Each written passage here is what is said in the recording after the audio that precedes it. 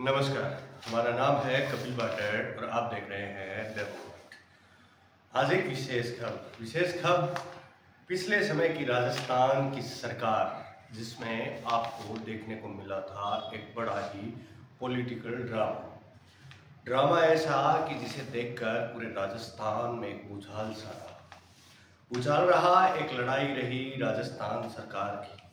लड़ाई ये रही कि सचिन पायलट ने कहा मैं मुख्यमंत्री बनना चाहता हूँ, वहीं अशोक गहलोत ने कहा कि मैं मुख्यमंत्री बना रहना चाहता हूँ।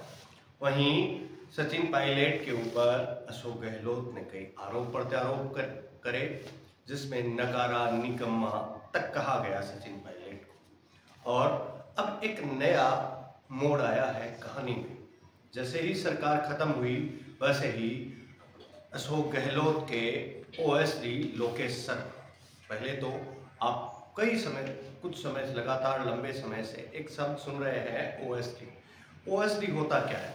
ओएसडी होता है सिविल सर्विसेज लेवल का एक अधिकारी जो विशेष कर्तव्य का पालन करता है एक नेता के पक्ष में। विशेष कर्तव्य जिस नेता के पक्ष में वो करता है, जिस नेता के लिए विशिष्ट काम करता है, यानी कि सरकार एक नेता को, एक मंत्री लेवल के एक नेता को एक ऐसा अधिकारी उपलब्ध कराती है जिसमें वो उसके विशिष्ट कामों को अंजाम देता है। उसके विशिष्ट कर्तव्य होते हैं, वो विशेष कर्तव्यों के तहत काम करता है। अब आते हैं अपने बात पर, अपने मुद्दे पर। मुद्दा यह है कि अशोक गहलोत के ऊपर आरोप लगा रहे हैं उनके ओएसडी लोकेश शर्मा का आरोप है कि अशोक गहलोत ने सचिन पायलट को मुख्यमंत्री ना बनने देने की एवज में ये पूरा एक घटनाक्रम रचा था, जिसमें कई ऑडियो क्लिप्स जो वायरल हुई। वो ऑडियो क्लिप्स वायरल हुई किसके कहने पर? अशोक गहलोत के कहने पर। ये वायरल किसने की? लोकेश शर्मा ने की। लोकेश शर्मा अब कैमरे के सामने आकर प्रेस कॉन्फ्रेंस करते हैं और इन बातों को उजागर करने का काम लगातार कर रहे हैं। जब उनसे पूछा गया कि तुमने ये बात पहले क्यों नहीं बताई, तो उन्होंने कहा कि पहले अशोक गहलोत से उनके रिश्ते बड़े मजबूत थे और वो अशोक गहलोत से लगातार बातचीत होती रहती थी। परंतु जब से वो मुख्यमंत्री पद से हटे हैं और जब से उनकी सरकार टिक गई, जब से अशोक गहलोत की सरकार बनी रह गई, उसके बाद से अशोक गहलोत उनसे बात तक नहीं कर रहे, उनके फोन तक नहीं उठा रहे।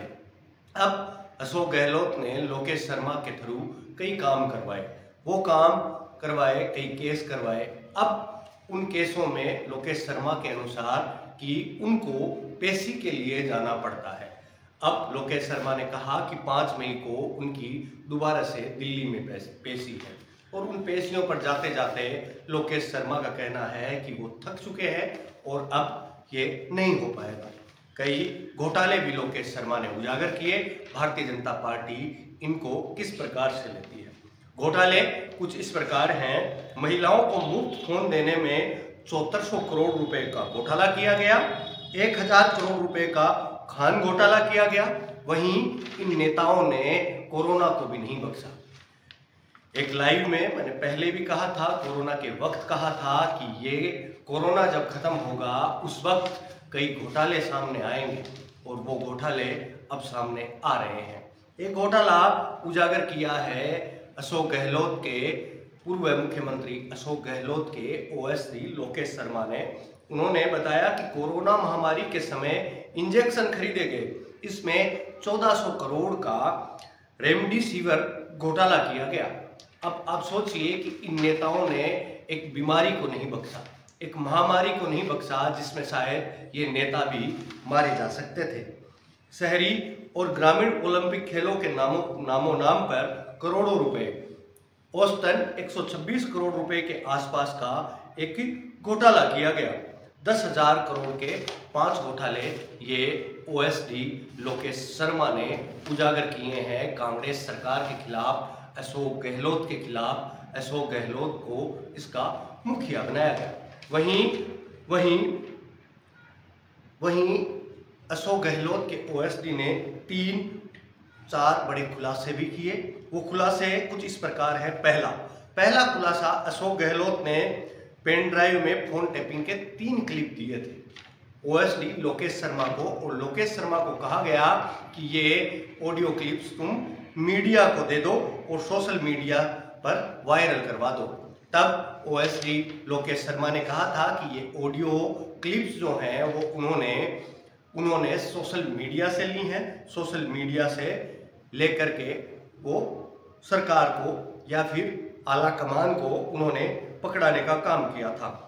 गहलोत ने कहा था कि इसे मीडिया तक पहुंचाओ। एक ऑडियो में भाजपा से कांग्रेस के विधायकों की खरीद फरोख्त तक की बात भी है। उन्होंने 2020 में ऑडियो मीडिया वायरल किए थे। उन्होंने कहा कि बिल्कुल जानकारी नहीं थी कि उस पेन ड्राइव में था क्या। अब ये तो ओएसडी लोकेश शर्मा भी झूठ बोल रहे हैं कि किसी को जानकारी ना हो कि उन ऑडियो में क्या बातचीत हुई थी और क्या क्लिप थी।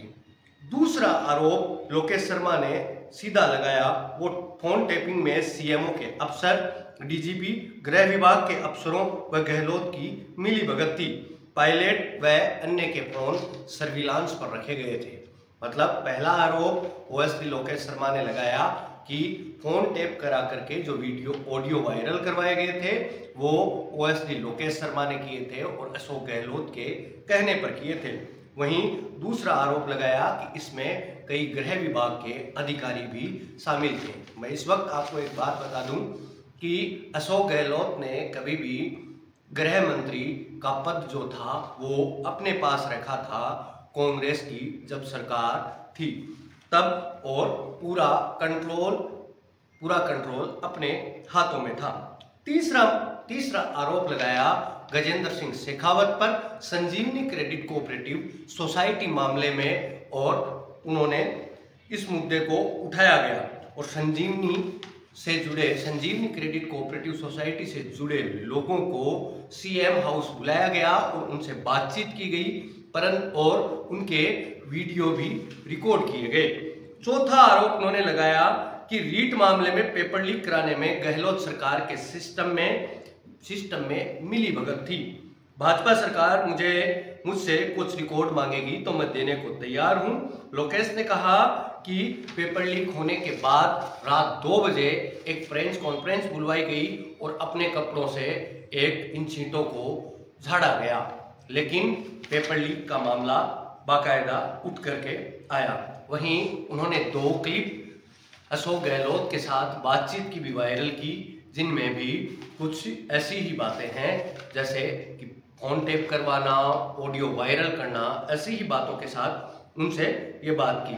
वहीं ओएसडी लोकेश शर्मा ने कहा, जब पूछा गया कि तुमने अशोक गहलोत के विशेष व्यक्ति होने के बावजूद, पर्सनल व्यक्ति होने के बावजूद तुमने अशोक गहलोत की ये ऑडियो क्लिप्स क्यों रिकॉर्ड किए, क्यों फोन कॉल्स रिकॉर्ड किए, तब उन्होंने एक उदाहरण से बताया कि अभिमन्यु चक्रव्यूह चलाना जानता था लेकिन वो फंस गया। वो जाना जानता था, वापस निकलना नहीं, लेकिन मैंने अभिमन्यु से सीखा था कि वापस निकलने का तरीका क्या है। वहीं उनसे जब ये पूछा गया कि लोकसभा चुनावों के बीच आपने ये आरोप अशोक गहलोत पर क्यों लगाए, तब उन्होंने कहा कि मैं अकेला पड़ गया हूं, मुझसे अब गहलोत बात तक नहीं करते। जब तक साथ में थे तो मैं लड़ता रहा, अब मैं अकेला कहां तक जाऊंगा, अब मेरा संयम टूट गया है। लेकिन एक चीज समझ में आती है इन सरकारों की, इन नेताओं की, कि इतने बड़े बड़े घोटाले, जब ओएसडी लोकेश शर्मा जैसे व्यक्ति 5 घोटाले बताते हैं कि 5 घोटाले लगभग 10,000 करोड़ के आसपास के घोटाले हुए हैं, 10,000 करोड़ के घोटाले, उसके अलावा पेपर लीक मामले में भी गहलोत सरकार की मिलीभगत थी। ये घोटाले जब हो चुके हैं उसके बावजूद भारतीय जनता पार्टी के नेता कार्यवाही क्यों नहीं कर रहे, ये एक्शन क्यों नहीं ले रहे, क्यों अब ईडी कहाँ चली गई, कहाँ अब आपकी सीबीआई चली गई। अब तो आपके पास एक सरकारी गवाह भी है और आपके पास कार्यवाही करने लायक सबूत भी हैं, तो अब क्यों नहीं आप कार्यवाही कर रहे। लेकिन ये सब जुड़े हुए हैं, सब मिले हुए हैं, सभी नेता एक जैसे ही होते हैं। ना ही तो वो सिर्फ और सिर्फ एक दूसरे पर आरोप प्रत्यारोप की राजनीति करते हैं, समस्याओं का समाधान कभी नहीं किया जाता। क्योंकि यदि समस्याओं का निस्तारण होगा तो नेताओं से सवाल जवाब विकास के होंगे। तो सभी एक जैसे होकर के एक विपक्षी पार्टियां एक तरीके का ठगबंधन करती हैं और जनता को इस ठगबंधन की लड़ाई दिखाई जाती है। ये थी आज की एक बड़ी खबर जो प्रेस कॉन्फ्रेंस थी ओएसडी लोकेश शर्मा की। लोकसभा चुनावों के बीच आना, लोकसभा चुनावों के बीच ऐसी एक बड़ी प्रेस कॉन्फ्रेंस करके कई मुद्दों को उछाल दे देना, ये थी आज की बातचीत। यह है राजनीतिक उठापटक। मिलते हैं किसी अन्य वीडियो में, तब तक मैं आपसे विदा लेता हूं। आप देखते रहिए द बम्बार्ड और रहें सबसे आगे। वो खबरें जो आपको शायद जानना जरूरी होती हैं लेकिन आप जान नहीं पाते। आप यहाँ तक आए और यदि आपने इस चैनल को सब्सक्राइब नहीं किया हुआ है तो मैं आपसे निवेदन करता हूँ कि आप अभी सब्सक्राइब कर लीजिए। और यदि आपने इस वीडियो को पसंद किया तो इस वीडियो को लाइक कीजिए, शेयर कीजिए। और यदि आप हमें कोई सुझाव देना चाहते हैं तो आप कमेंट बॉक्स में लिखिए या फिर जीमेल आईडी पर आप हमें वो अपने सुझाव भेज सकते हैं। अभी मैं आपसे विदा लेता हूँ। मिलते हैं किसी अन्य वीडियो में, तब तक के लिए आपका धन्यवाद, आभार।